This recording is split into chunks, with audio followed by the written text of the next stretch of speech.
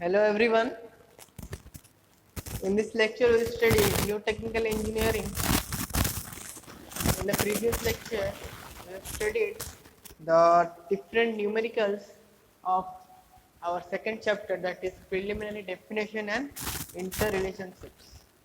In the previous chapter we studied about different terms of our soil mechanics or geotechnical engineering, that is Hall ratio, porosity, degree of saturation, water content, air content, percentage air voids, then our different unit weight and densities like bulk unit weight, our saturated unit weight, dry unit weight, submerged unit weight, like density also, bulk density, submerged density, saturated density, dry density. Okay, what is specific gravity? Okay, what is mass specific gravity? And what are the different relationships between different parameters, like relationship between void different porosity and our W is equal to ES relations, and relation between our bulk unit weight, dry unit weight and water content, that is gamma D equal to gamma by 1 plus W. All the relationships we have studied in the previous lecture, and the numericals related to these terms we have studied, I have taught two different varieties. Okay. Now your duty is to work on all the numericals of the book, whichever book you are following. So try to solve all the numericals of the book. If any doubt, then ask me. Okay. So I'm moving to the next chapter of geotechnical engineering, our third chapter, that is index properties of soil. Okay. So index properties of soil include our different properties of soil like water content property, specific gravity, then different particle size analysis, then our consistency of soil.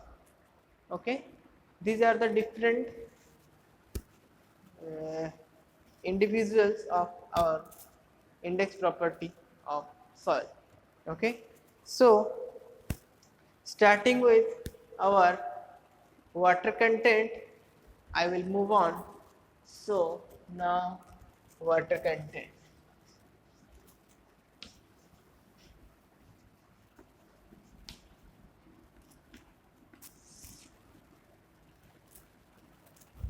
About water content you already studied in the previous lectures. So what is water content? Water content is equal to our weight of water by weight of solid into 100. It will give you the water content value by quantitatively by some using the formula. Now, if someone will tell to calculate the water content by some laboratory methods, that methods I want to teach you. Okay. In your syllabus, only water content has written. There is nothing but written about all the tests. But if it is written water content, so I want to cover at least one experiment of water content, that is the most standard method, that is oven drying method.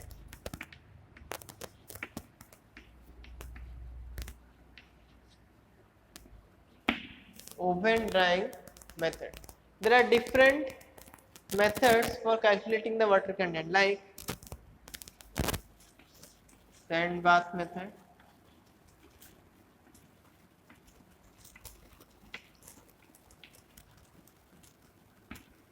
calcium carbide method,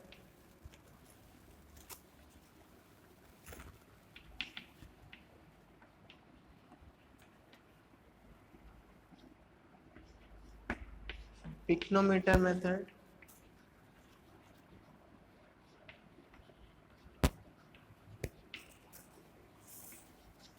these are the four methods of finding out water content of soil. Out of these four methods, oven drying method is called the standard method of finding out, and it will give you the accurate reading as compared to the 4 methods. It is more accurate. So out of this, quick method is our calcium carbide method. It is a quick method, means you will get the value within 5 to 7 minutes. After starting of your experiment, within 5 to 7 minutes you will get the value of water content by using these methods. And the next, pycnometer method is one of the most important method. Okay, if you will use this method, generally in our laboratory experiments there are two methods included. One is oven drying, another one is pycnometer method. These two methods you will do in your laboratory experiment. Okay, so while doing the laboratory, it is in the C lab 2, means it is in your 5th semester.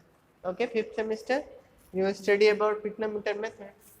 As in your syllabus it is not mentioned about these methods, so I don't want to go into detail, but just you have to know oven drying method for your understanding. Rest methods no need to follow, it is not in your syllabus. So now I will cover what is oven drying method. Okay, so in this method the procedure is, first take one empty container.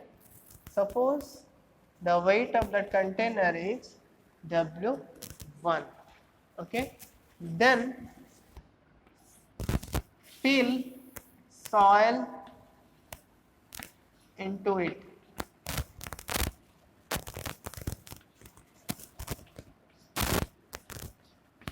So this is solid part, yes or no? This is water part. You already studied in the previous chapter, or 3-phase system, 2-phase system. Suppose the weight of this container is W2 after including the soil. Then what you have to do? You have to heat this container with a high temperature, that is about 110 degrees Celsius for 24 hours.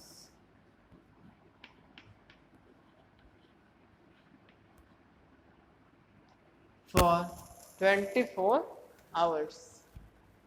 Then what will happen?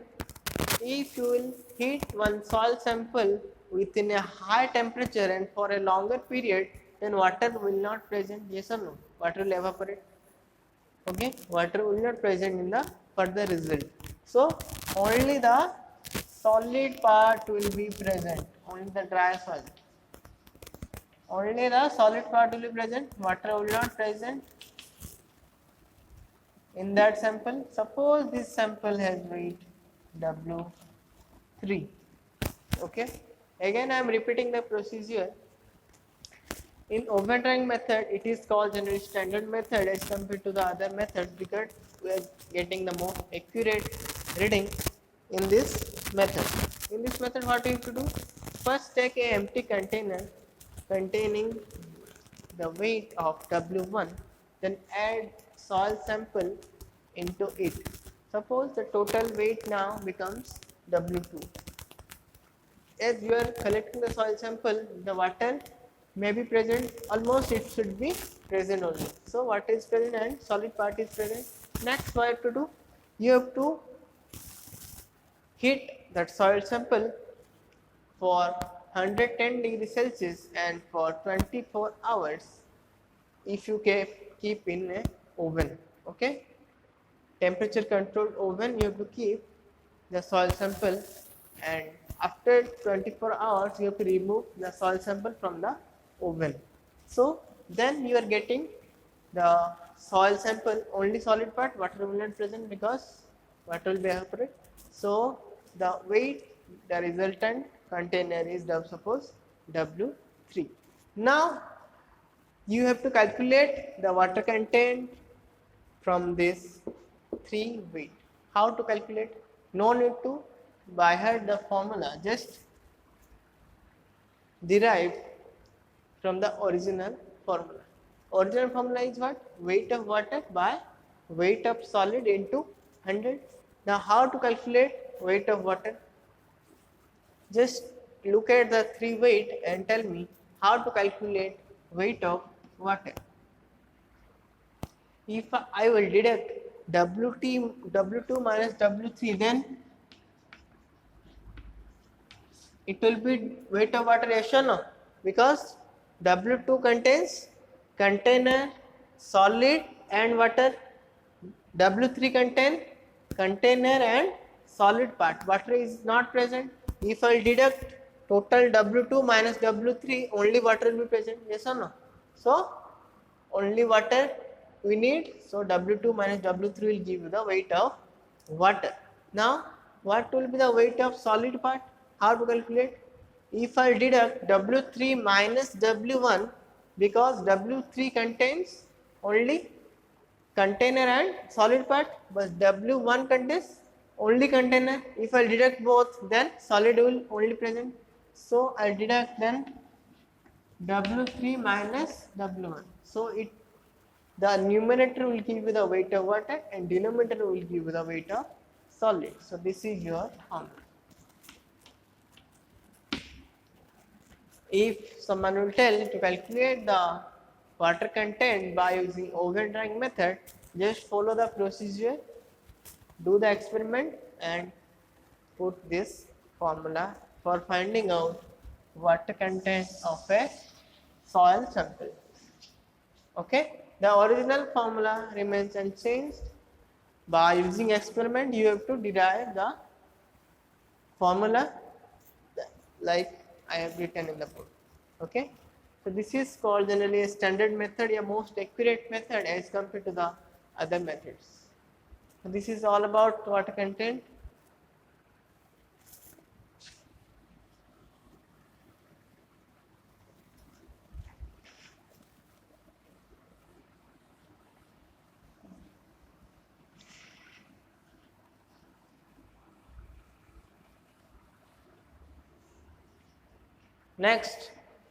Next topic from this chapter is particle size analysis.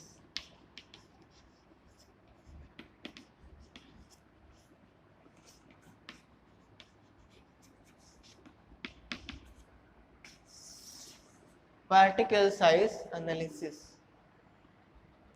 Before going to the analysis part, I want to tell you the size of different soil particles, like starting with clay, next silt, next sand, next gravel, next cobbles, next boulder. You should know and you should keep in mind all the sides. Why I am telling to differentiate between coarse grained soil and fine grained soil. Okay, you should acquaint with these two terms, coarse grained soil and fine grained soil. These two terms I will use most rapidly now in rest of the chapters.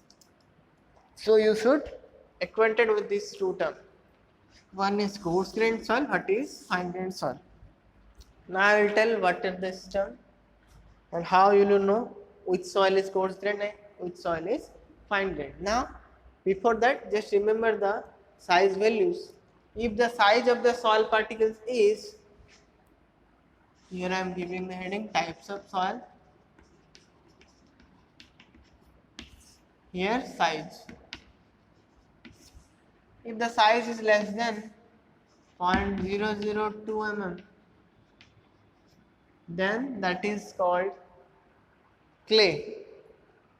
Okay, if the size is between 0.075 0.002 से लिख लेता हूँ to 0.075 mm, then that is called our silt. If it is sand, then the size will be 0.075 mm to 4.75 mm. If it is gravel, then the size will vary from 4.75 mm to 80 mm.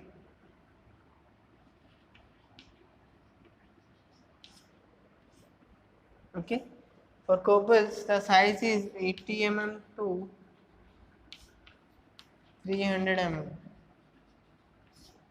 If the size is more than 300 mm, then that is called boulder. Okay. At least this four you should remember. Okay. Rest two, no need to remember. Okay. These four types of soil you should remember. Otherwise, you cannot solve the rest of the problems, whatever I will teach in the next class. So, the clay size is generally less than 0.002 mm. The silt size is 0.002 to 0.075 mm. For the sand, 0.075 mm to 4.75 mm. Like this, the gravel is up to 80 mm. Have to remember this. Okay. Now the question is, what is coarse grained soil and what is fine grained soil? Coarse grained soil means if the size is greater than our 75 micron. Why I have used micron for? Because same value 0.075 mm is equal to 75 micron. Yes or no?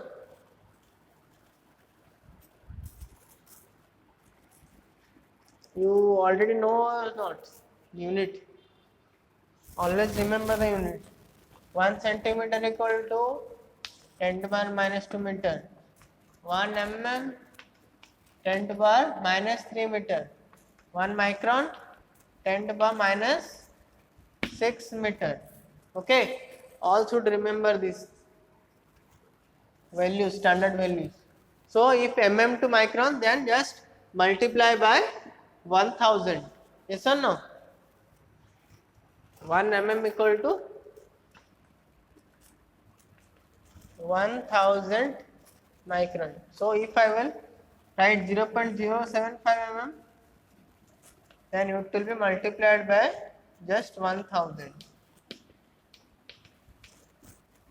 So it will become 75 micron.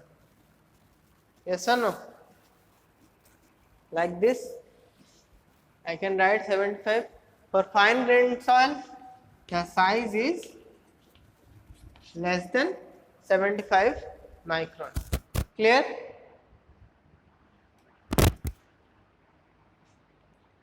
Okay, next.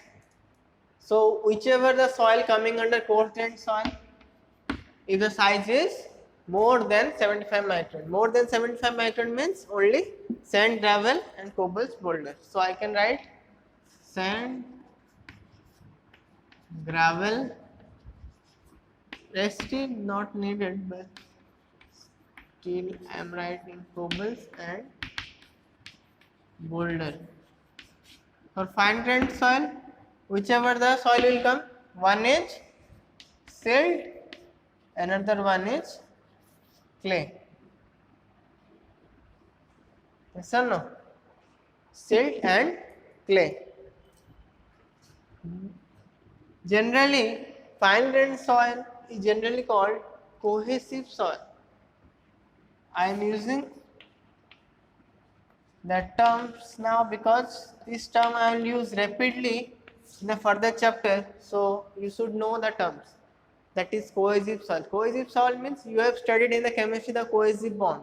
Yeah, cohesive force you have studied in the physics. Okay, that is the same term here used. Cohesive soil means cohesive bond is present between the soil. Means the particles interaction, particles bonding is strong in clay soil.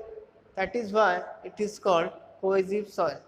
But in case of coarse grained soil, generally the cohesion bond is not formed, so we can write cohesionless soil.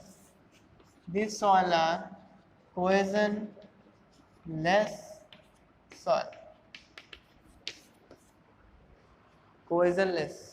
in the fine grained soil, the clay soil, the cohesive bond is present, but in the coarse grained soil, the cohesive force is not present. Means particles force between the force, it is not present. There are two terms, that is, one is cohesive and the one is adhesive. You have studied.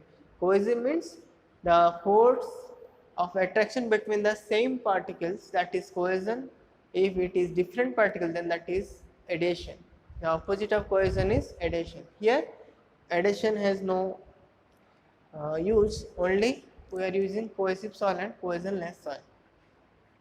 Okay, so these are the different particle size analysis of our soils. Okay, now I will recommend, remember whatever I have written in the board, always never forget, because it will use in the further chapter.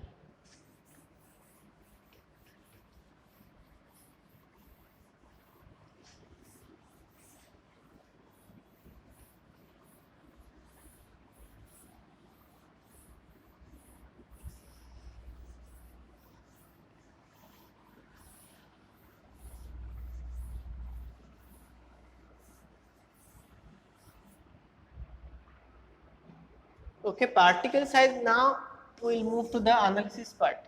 Okay, so particle, the different size we have to analyze by different methods. Like there are two broad methods using for particle size analysis. One is sieve analysis,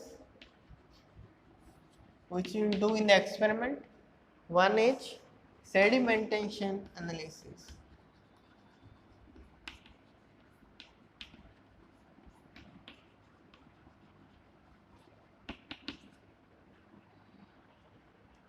So where sieve analysis will be used and where sedimentation analysis will be used? Sieve analysis will be used for the soil the size is greater than 75 micron. Sedimentation analysis will be used when the size is less than 75 micron. Means for coarse grained soil we will use sieve analysis, and for fine grained soil we will use sedimentation analysis. So it is for coarse grained soil, this is for fine soil. Coarse soil means, always remember, sand, gravel. Fine soil means our clay, silt. So now after sieve analysis we are doing for coarse grained soil, sedimentation analysis is generally we are doing by using two methods. One is pipette method,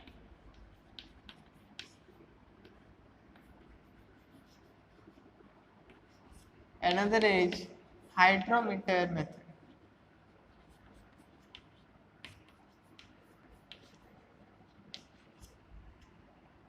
Okay, so now our task is to understand this all the methods. Okay, so sieve analysis is one part, and our two sediment analysis, pipette method, hydrometer method is another part. Okay, so this analysis part we'll study in the next lecture, starting with our sieve analysis. Okay, till then, if any doubt you can ask me. In the next Monday we'll study the analysis of this soil. Now your task is to solve the different problems of previous chapter and ask me the doubts. Thank you.